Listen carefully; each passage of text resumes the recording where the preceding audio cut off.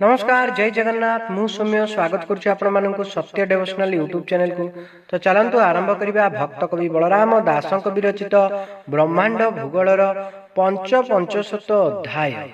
अर्जुन उवाच शुणी अर्जुन जय नाई पुणी श्रीकृष्ण को पूछई स्त्री शूद्र पतित के होई देहरे कह भावग्राही चंडाल के पण होइला शूद्र के देह बोलाइला गुप्त न करी फेड़ी कह मो मनु फिटा संदेह।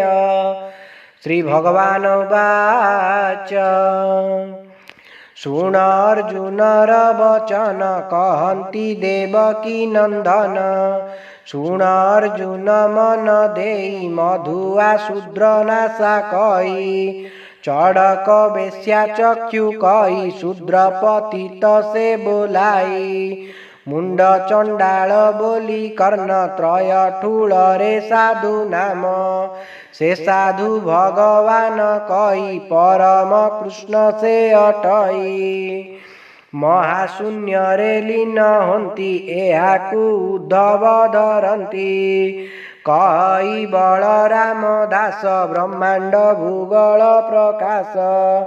इति श्री ब्रह्मांड भूगोल वर्णने हरि अर्जुन संवादे पंचशत अध्याय समाप्त।